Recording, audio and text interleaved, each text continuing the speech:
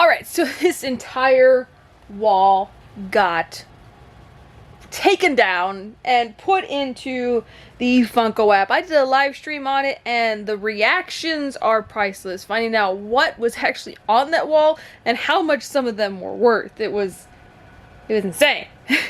So now the next step of this process is going to begin. As you can see, I have the bottom layer set up and ready to go. During the process of me logging everything to the Funko app, I organized everything based off the genre and what they related to, so that once I'm done moving some pops around, I could just start layering back and forth along this wall, from my bed in the corner and just going back and forth until I need to take the shelf down.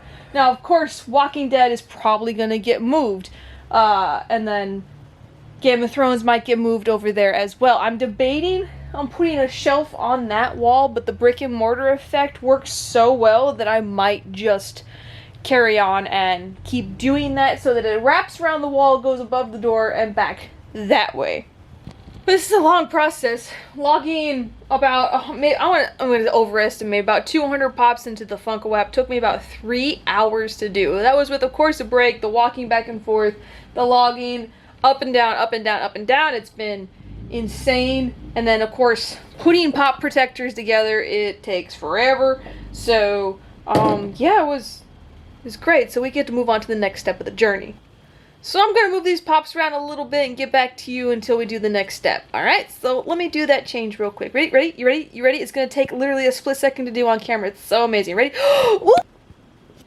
So it is the next day in the pop room, and we're going to get working on this. This is turning into more like a vlog in the collection room more than anything. So as you can see, there's a mess on the floor and a towel on the floor. Now, I guess I need to add this to the tips and tricks when you are working with your collection. Make sure that if you have a water source, to put a cap on the water source, because I came back from my run and I stepped on the carpet and the carpet was wet. I'm not going to blame this on my animals, but my canteen that was full of a liter of water got knocked over and spilled into a mess of pops. Now, the pops are everywhere because I was evaluating the pops.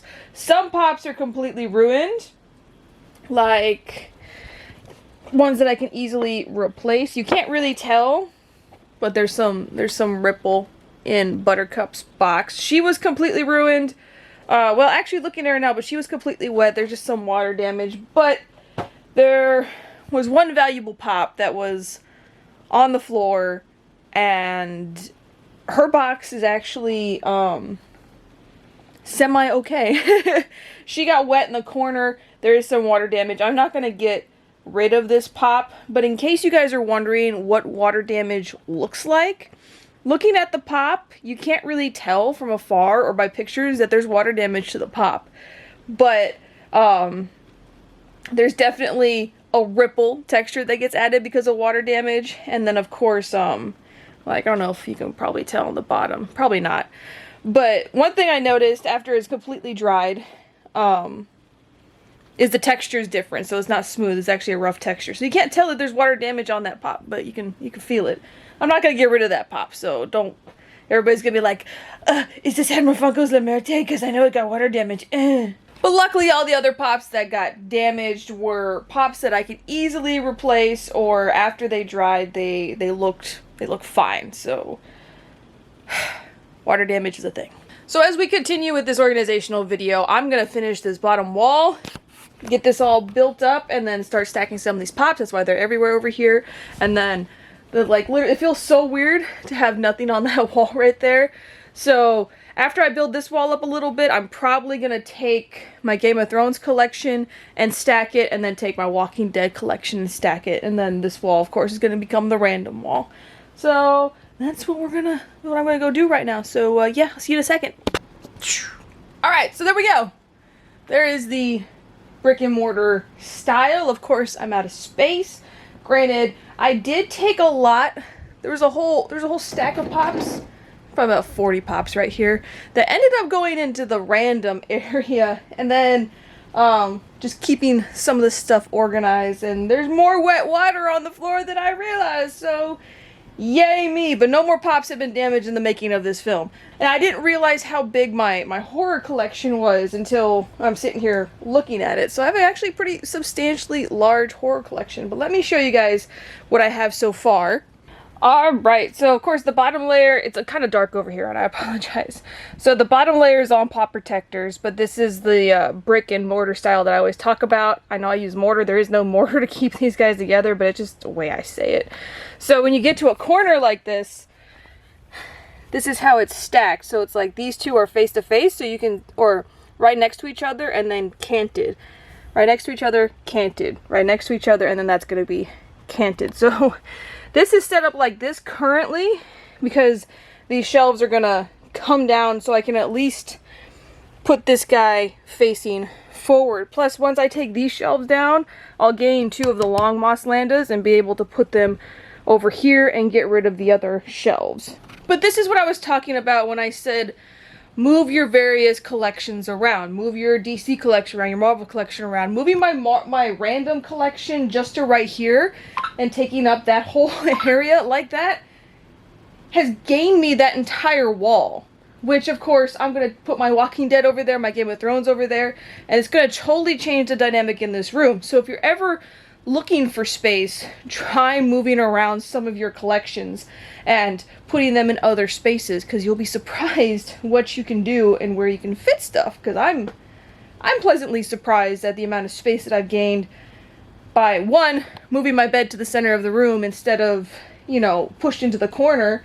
And I've thought about actually having the bed in the center of the room, but I need support for my neck because I'm a weirdo. But more pops are going to come over into this wall. So once I move the Walking Dead collection and the Game of Thrones collection right here, I have a whole collection of like random sporadic pops and small collections. Like I have a complete Immortal Joe, a complete Mad Max collection. Let me turn this light on so you guys can see better. And then I've got, you know, a complete Sherlock collection that'll go over there. And then I just got onesies, twosies over here too, because this was where it compensated for that wall. So this whole wall right now, whoop, that's my closet. This whole wall is clear, and above is clear, has always been clear. Above that wall is clear. And then some of the stuff from up there is gonna come down, and it's freed up a lot of space to where this wall will probably be having a large gap so I can increase my Marvel collection. That's one of the reasons why some of these Marvel pops haven't been put into the Funko app yet, and that's why they're facing this way. But clearing out that space is going to give me space so that I can move these shelves up, and then I'm going to have more DC and Marvel space for expansion, which is something that I talk about, or I talked about in another video, about planning. So when you're planning to have a collection this size, move stuff around and make plans for future expansions. I know that seems kind of silly, make plans for future expansions, but like, because DC and Marvel are constantly re-releasing stuff, like I saw all the new X-Men pops that I want to get, and, you know, new Batman pops, you're going to need space to expand. I definitely need space to expand my DC collection and my Marvel collection. I might start getting some of the older stuff that I didn't get, essentially to try and complete it. But there are just some collections you can't complete. Marvel and DC are freaking huge and very hard to complete. But the next step in this, now that we got this established, is I'm going to, one, do an audit on my Walking Dead collection. And when I mean audit, I'm going to go and I'm going to scan through them to make sure they're all in the Funko app. Which, because I think I'm at 1,100 in the Funko app right now, and I have 2,000, so there's 800 pops missing, which I still have to put in my Disney collection, and my Lord of the Rings collection, and the rest of my Marvel and my DC collection, so I know there's that, but the way I did the Walking Dead collection wasn't, how do I say this? I didn't do it right. I just scanned through and like selected them, so I'm gonna make sure that I got the majority of them into the Funko app. And then I think Walking Dead is gonna take the base. If not, Doctor Who might take the base. I don't know who's gonna take the base over on that wall. When I mean base, who's going in pop protectors to take the base? Because the Minions took the base over here, and surprisingly, these pop protectors hold up pretty nicely. So, ooh, they hold up pretty nicely.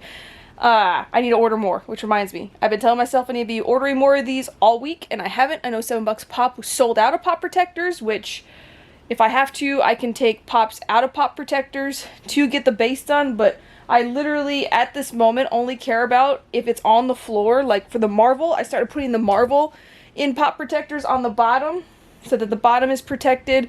And I really want the baseboard to be all pop protectors, which I could take. The Disney collection is currently protected. Half of it's collected in pop protectors, so I could take them from there. But huge undertaking doing The Walking Dead now, and then stacking more, clearing room, and doing that. Now I know some people might want to just take everything out of the room and then put it back in. I can't. There's too many to do it. It's a huge project. It's a huge process to do that. I've done it in the past where I just take everything off the shelves and reorganize it, but that's when I end up stepping on pops or spilling water on pops. So I always like to work on specific things. You know, it's a continuous progress. So like, oh, we're going to take these walls down that they're over there. We're going to scan them in and then go restack them. Okay, once they're restacked, it cleared space for me. So now I have some working space. And now I can take these pops and put them over there. And then once they're moved, I can take the shelves down and then start stacking some of these pops here. It's all about just like a flow of things that you have to think about, essentially, and just to make it easier. So another collecting tip, there's going to be tips riddled through all this, and I'm going to probably remake another one and put all the tips together with verbiage and all that stuff. But when you're moving collections, like I'm moving my odds and ends collection, the ones that don't have big collections, to this wall. So this wall is going to be all of those random things.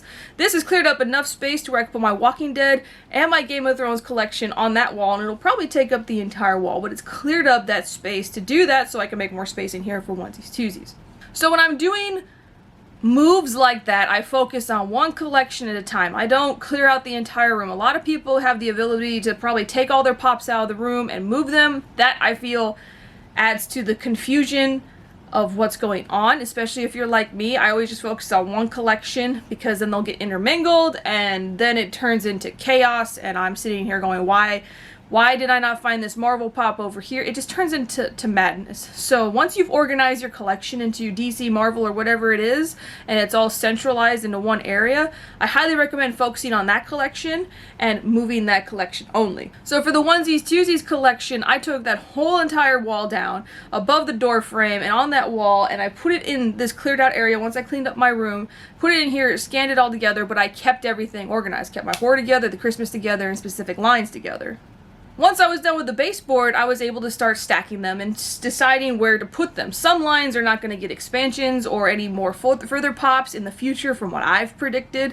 Stuff like Boondock Saints and 21 Jump Street or Sherlock. Unless we get new stuff, it's going to be rare to find newer pops for those genres. However, I do try to make it in such a way to where I can pull pops that are next to it out, put new pops in, and then they get stacked on top. Once this wall behind me is stacked pretty high, you can literally pull pops out and put them back in. I showed that earlier in one of the organizational videos. You just need 2 hands to do it. I highly recommend it, or the whole thing's gonna fall.